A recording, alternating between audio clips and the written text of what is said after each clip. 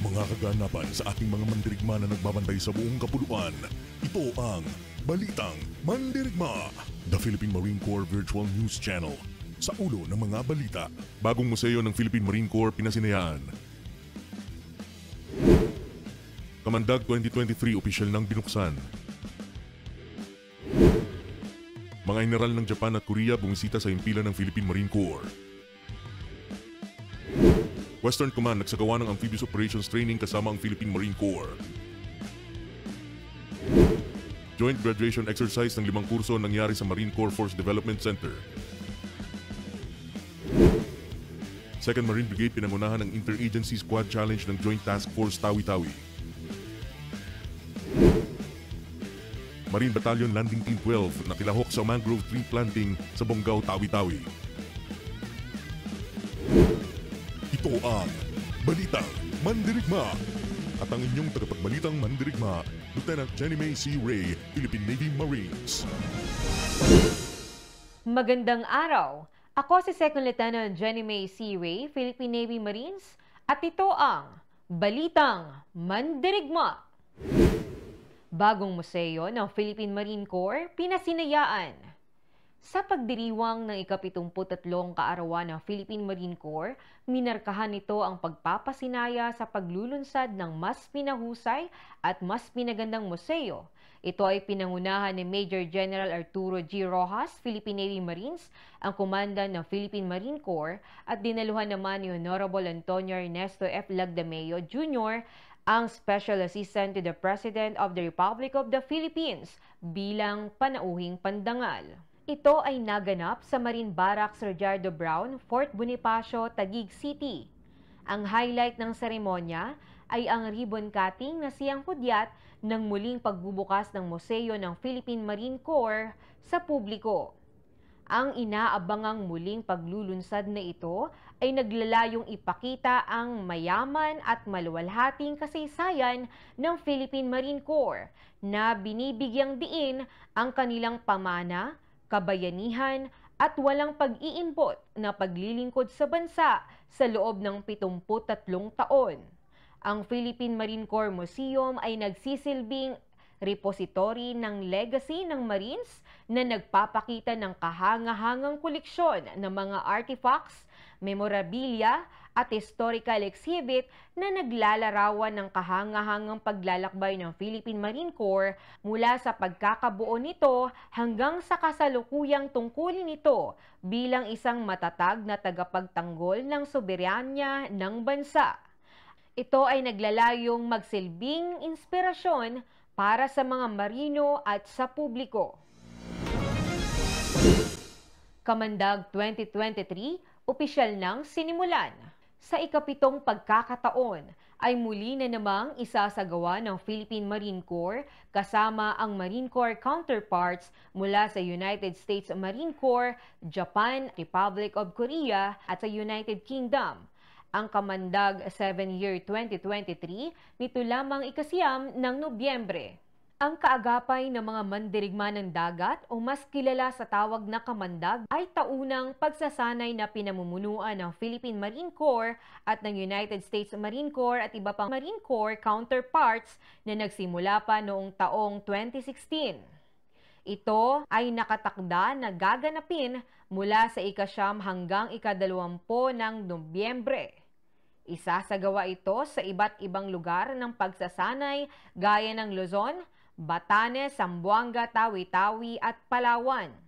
Humigit kumulang sa 2,800 sundalo ang lalahok sa nasabing pagsasanay kabilang na ang mga dayuhan.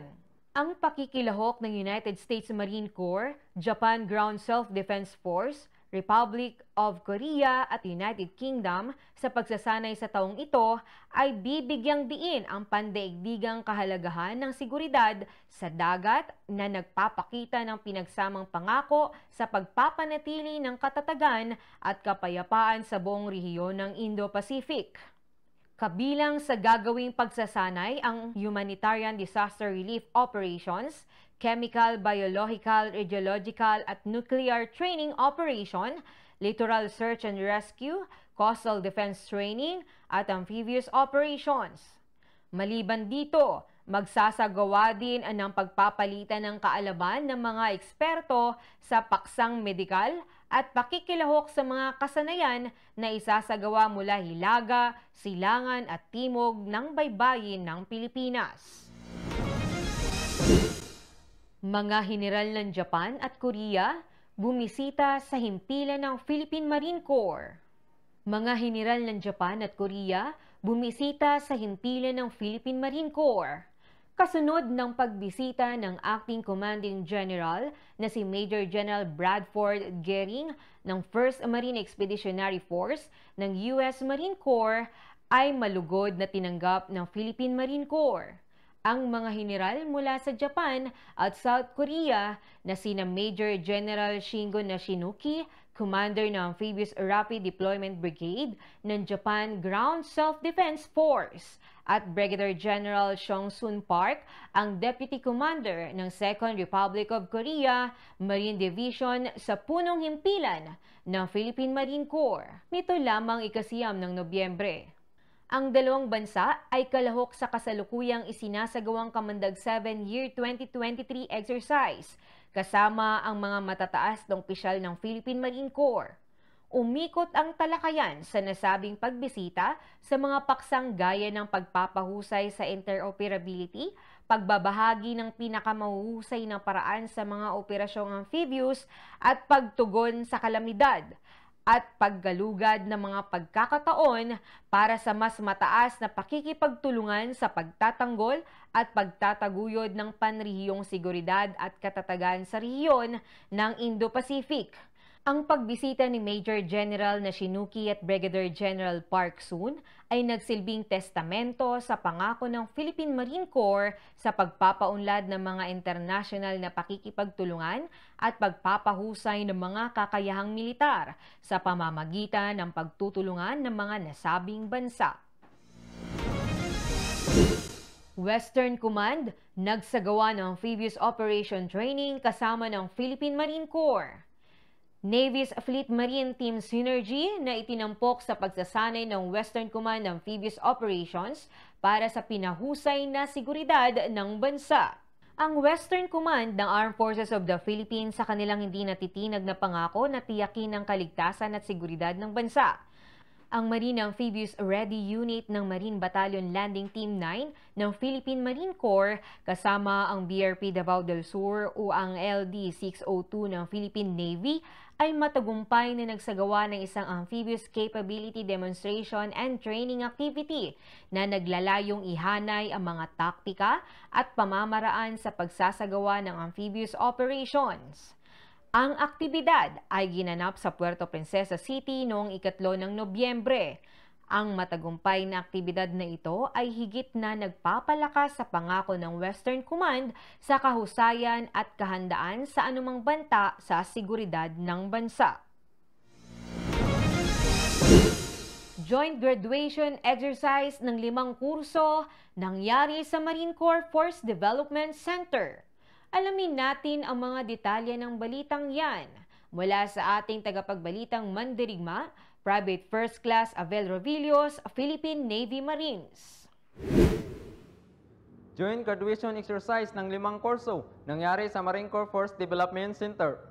Nagkaroon ng joint graduation exercise para sa mga kursong Battalion Commander, Preparatory Course Class 09, Marine Operation Officer Course Class 13, Company Commander Course Class 14, Outboard Motor Repair and Maintenance Course Class 10 at Mortar Gunnery Course Class 19 ng Marine Corps Force Development Center nito lamang ika-10 ng Nobyembre, kung saan si Colonel Gregorio B. Hernandez Jr., Philippine Navy Marines General Staff Corps, ang Superintendent ng Marine Corps Force Development Center, ang nagsilbing keynote speaker. Siya ay lubos na nagpapasalamat sa lahat ng bumubuo ng Marine Corps Force Development Center sa isa na namang matagumpay na pagsasagawa ng graduation ceremony ng nasabing kurso. Ang mga kursong ito ay may malaking kontribusyon sa matagumpay na pagsasakatuparan ng misyon ng Philippine Marine Corps lalo na sa pagbabantay sa ating mga baybayin. Mula dito sa Marine Corps Force Development Center, ako si Private First Class Abel Rovillos, Philippine Navy Marines, ang tagapagbalitang mandirigma ng Marine Corps Public Affairs Office, at ito ang Balitang Mandirigma. Dumako naman tayo sa mga balita ng ating mga mandirigma mula sa iba't ibang bahagi ng ating bansa.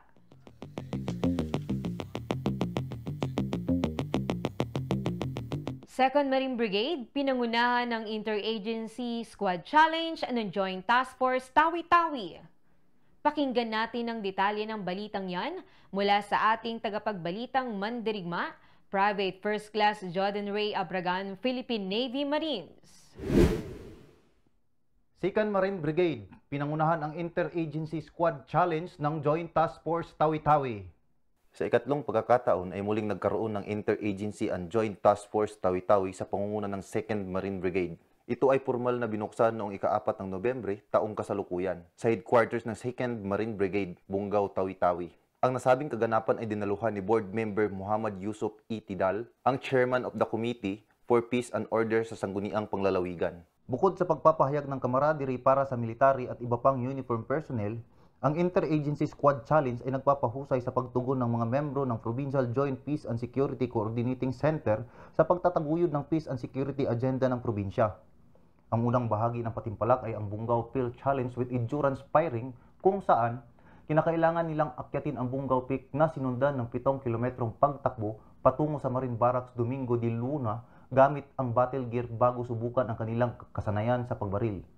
Ayon kay Colonel Joel M. Lasso, Philippine Navy Marines, ang Deputy Commander ng 2nd Marine Brigade, ang aktibidad na ito ay naglalayong pagyamanin at mas pagtibayin ang magandang relasyon ng mga security sectors ng lalawigan.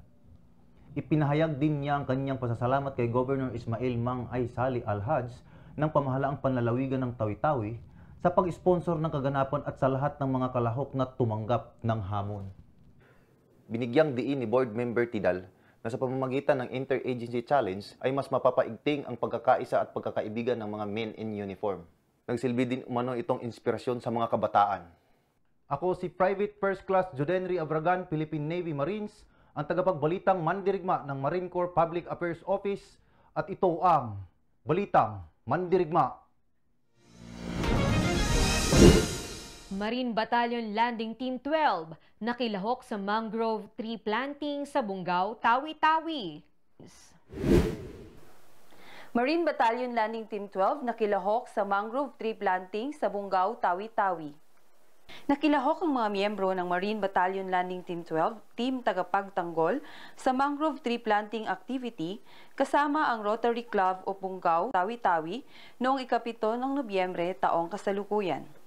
Ang nasabing aktibidad ng Marine Battalion Landing Team 12 sa ilalim ng pamumuno ni Lieutenant Colonel Jonibert S. Tubo, Philippine Navy Marines, ay isang inisyatiba ng batalyon na isulong ang pangangalaga sa kapaligiran upang mapanatili ang kaligtasan ng mamamayan dulot ng climate change.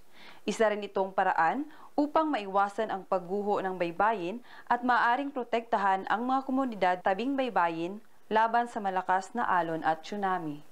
Bukod pa dito, ay naging inspirasyon din ang mga Marines sa mga sibilyan na protektahan ang kapaligiran sa kani-kanilang lugar.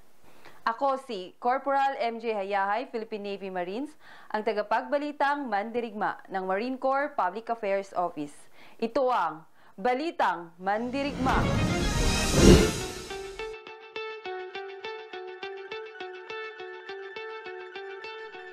Alam nyo ba na sa tuwing magdiriwang ng kaarawan ng Philippine Marine Corps ay mayroong tinatawag na battle call sa pagsasagawa ng tradisyonal na seremonya?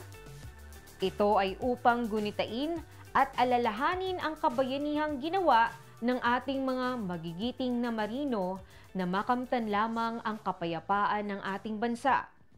Ito rin ay upang ipahayag na sila ay mananatiling buhay sa puso at isip ng bawat marino. At yan ang mga balita ng ating mga mandirigma. Ako si Second Lieutenant Jenny May C. Ray, Philippine Navy Marines ng Marine Corps Public Affairs Office. Sa ngalan ng karangalan, katungkulan at kabayanihan, ito ang Balitang Mandirigma.